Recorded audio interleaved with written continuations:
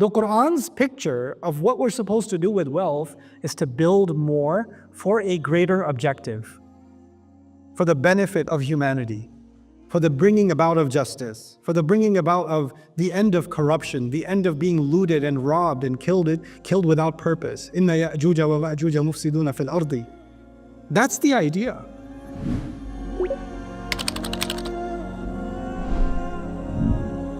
This video is a short snippet from our deeper look of Surah Al-Ma'arij, which is now available to watch in full only on Bayyinah TV. Learn about this surah and many others in the deeper look section of the app. Where does value come from? Where does value come from? What is my value as a person? Nowadays, if you Wikipedia somebody, they'll say their estimated net worth is so and so forth. So how is humanity valuing other human beings? By a monetary number. Or in the world of social media, the younger generation might say, what's the value of this person? How many followers do they have? As an influencer, oh, this person has 26 million followers. That's a higher value. This person has 400 followers. They don't have much value. This person has 13 followers. They're barely human. Right? Because your value comes from some kind of currency. You have to take something non-living that's associated with you for you to have value. So your value is not actually coming from you. It's coming from stuff. Or it's coming from accomplishments. Again, those are non-living. Titles, degrees, accomplishments, history, family background, that's giving you value, right? Your credentials are giving you value. The ascription of, some elite status, like you belong to the royal family, that gives you value.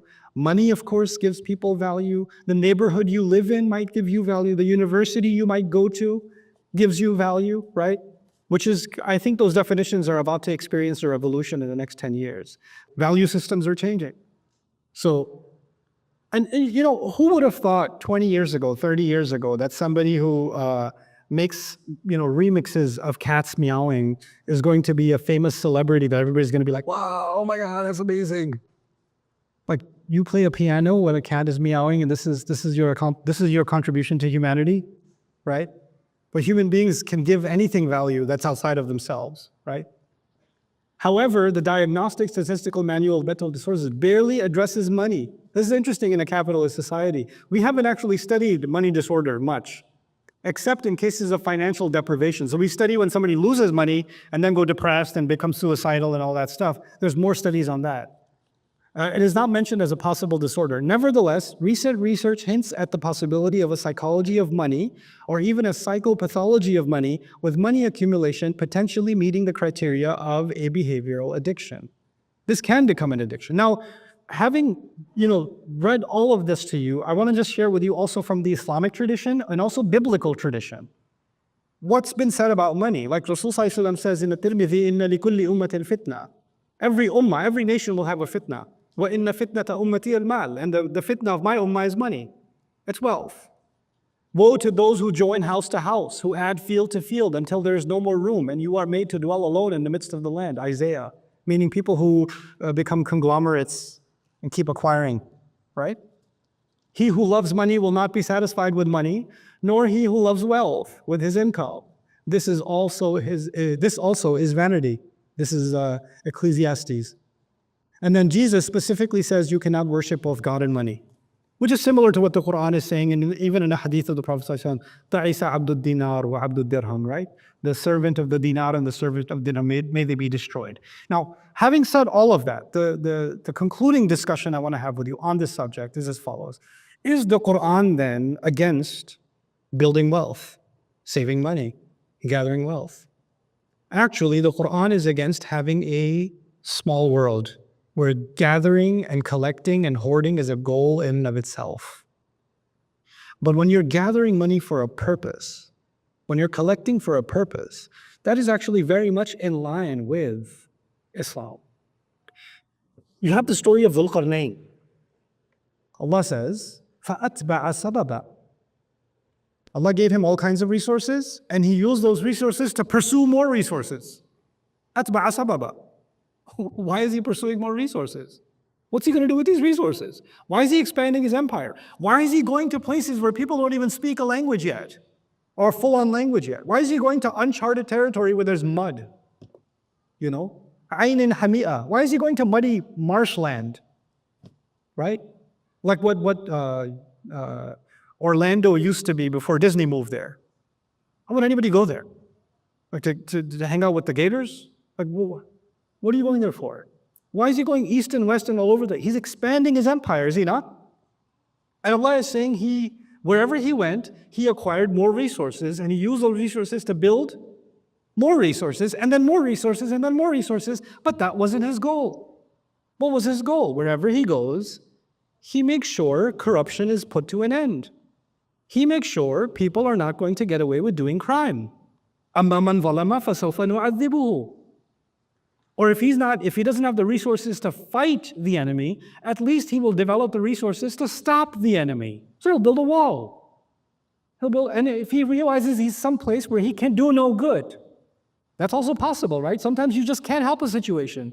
You know what? كَذَلِكَ وَقَدْ أَحَطْنَا بِمَا لَدَيْهِ خُبْرًا. I can't help the situation. He let them be. But he's constantly building. The Quran's picture of what we're supposed to do with wealth is to build more for a greater objective, for the benefit of humanity, for the bringing about of justice, for the bringing about of the end of corruption, the end of being looted and robbed and killed without purpose. إِنَّ يَأْجُوجَ وَمَأْجُوجَ مُفْسِدُونَ فِي الْأَرْضِ. That's the idea. It's the Christian, the Catholic idea was wealth itself is a curse. You're not supposed to earn wealth. And it's funny, it was a convenient idea because wealth is not for you, it's for the king. Give to the church and give to the God-chosen king. Make them wealthy, not you. So it was a very convenient ideology because it served the church and it served the king, right? But we have, unfortunately, in Islamic discourse, we've developed this idea of a terrible fear of hubb ad-dunya. Right? Because if we find in the Quran, this dunya's worth, وَمَا الْحَيَاةُ الدُّنْيَا إِلَّا لَهْوٌ وَلَعِبٌ, right? Or you find a hadith where it's not worth the wing of a mosquito, right? Or even one Fajr Salah is better than the whole world and everything in it. And when you read all of this literature, what thought starts building in your head? This world is nothing, this world is nothing, this world is nothing. And that becomes a this world is nothing disorder. Because on the other extreme is this world is everything disorder. And on the other extreme is what? This world is nothing. These are both disorders. If this world is nothing, why are you going around the Kaaba wearing the clothes that mimic your presence before Allah on Judgment Day or at the moment of your death? Why are you saying, رَبَّنَا آتِنَا فِي الدُّنْيَا حَسَنَةً وَفِي الْآخِرَةِ حَسَنَةً? Why in the world are you going to Hajj, which is supposed to be the most spiritual experience of your life, and your Rabb is telling you, لَيْسَ عَلَيْكُمْ جُنَاحٌ أَن تَبْتَغُوا فَضْلًا مِّن رَبِّكُمْ. There's no harm if you pursue some business opportunities when you go to Hajj. Why would that be the case? Because Allah wants us to make the most of this world for a higher purpose.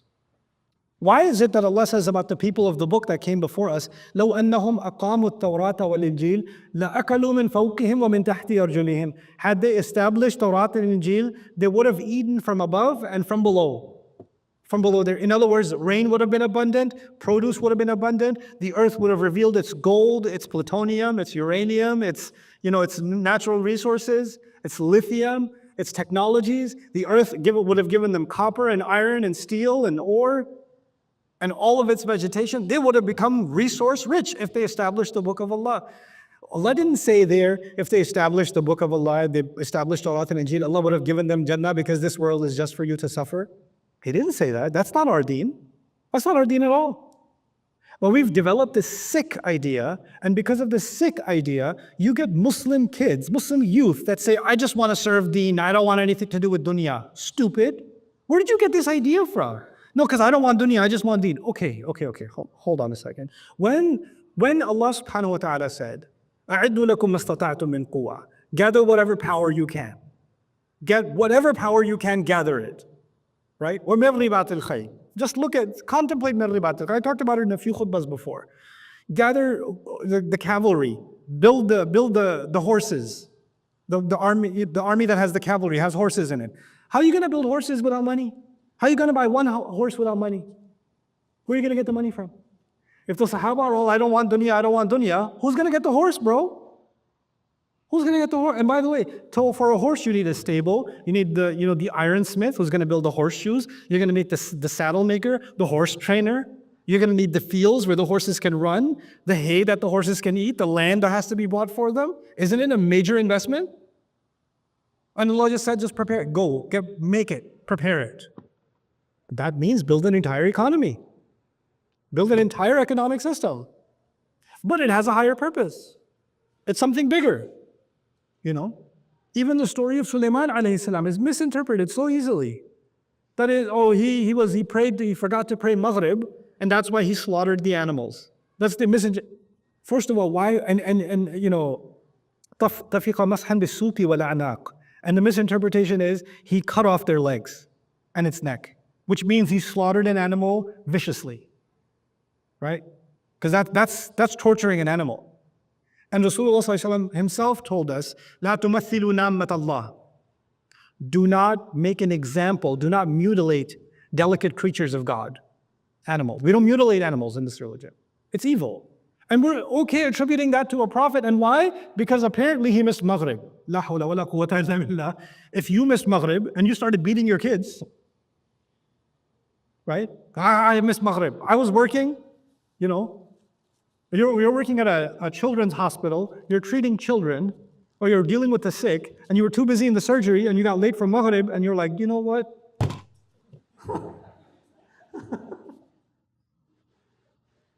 Are you serious right now? No, حتى توارت بالحجاب. The tawarat is not tawarat al-shams. It doesn't have to be tawarat al-shams in that story. It could be he was training the horses and he made the horses run, and they ran as far as they could until he couldn't see them anymore. In other words, he's trained the horses really well. And tafiqa mashan bisuqi wal a'naq is he's feeling their neck and he's feeling their legs, as a good horse trainer does. Even Imam Razi says mas in Arabic. If you're going to say mas is he sliced them, then what are you going to do with famsahu bi ru'usikum wa aydikum? Right? The Quran says do mash over your heads and your hands. You're going to slice your wrists. Well, every time you make wudu, you're going to end up at the hospital. You didn't have water. What have we done? We've created a narrative in which dunya is condemned. Dunya is dangerous. It's definitely dangerous. And we will see in the coming ayat how dangerous it is. So it's like you're handling a radioactive material, handle with care. And make sure you use it for the right, don't treat it casually. Treat it with care. But doesn't mean don't treat it. Doesn't mean don't use it. You understand? Something can be poisonous. A snake can be poisonous, but it can have the antidote in it, isn't it? The snake's venom has the antidote in it, right? So the snake has to be dealt with. But if you don't deal with it, you'll never get the venom out. You'll never get the antidote out. This is the attitude we have. We don't hate dunya. We use dunya. We use dunya. And actually, Allah even encouraged us to enjoy this dunya. Why is He describing fruits that have beautiful covers on them or winds that have a beautiful scent in them? If our job on earth was only to survive, why would He make the mountains beautiful? Why would He make the animals beautiful? Why would there be flowers? Why would there be nature? Why would there be beautiful children? We should all look a certain way just for function. There should be no beauty on this earth because we're just here to perform a function. That's not our worldview. So we're not materialists. We're not, prosperity gospel Christians. We're not that. And we're not, Catholics that shun the world and wear uncomfortable wool because they want to shun this dunya. We're none of those. We're people of the Quran, the best of this world and the best of the next. And that can only happen when you have a higher purpose. That's the only way that can happen. Inshallah, I'll talk a lot more about this after the salah, but what I want to leave you with is this. There's a slide coming. I'll introduce you to one concept in it. I keep saying the world gets bigger and the world gets smaller, right? When your world gets bigger, then you think about bigger problems and you think about bigger solutions. And your world is smaller, then you can only think about what? Smaller problems and smaller solutions. And when your world gets really small, you only think about your own problems and your own solutions. Your world it shrinks. It's just you, that's it. Have you seen someone who takes their own desires and turns them into their God? You become your own God. Your feelings become your own God. That's your entire universe. Everything is that's just you. That's all that's left. But when your horizon expands, then you think about bigger things. You don't have time for petty things anymore. Go back to what the Prophet was told. Fasbil sabran jamila. And I told you then, these people can say whatever they say, that's not big enough of a problem. You have too big of an objective to focus on. Don't be distracted by this. So our iman gives us broader perspective, and it keeps us from being petty and material and ending up in this state. So this addiction and this hoarding, where did it come from? The diagnosis. Where did this sickness start? This is like the final stage of the sickness. Where did this sickness begin? What was the early signs that you've caught the virus or you've got the bacterial infection? That's coming in ayah 19 onwards. So inshallah, we'll discuss that after the salah. Hey guys, you just watched a small clip of me explaining the Quran in depth as part of the Deeper Look series. Studying the Quran in depth can seem like a really intimidating thing that's only meant for scholars. Our job at Bayyinah is to make deeper study of the Quran accessible and easy for all of you. So take us up on that challenge. Join us for this study, the Deeper Look of the Quran, for this surah and many other surahs on BayyinahTV.com under the Deeper Look section.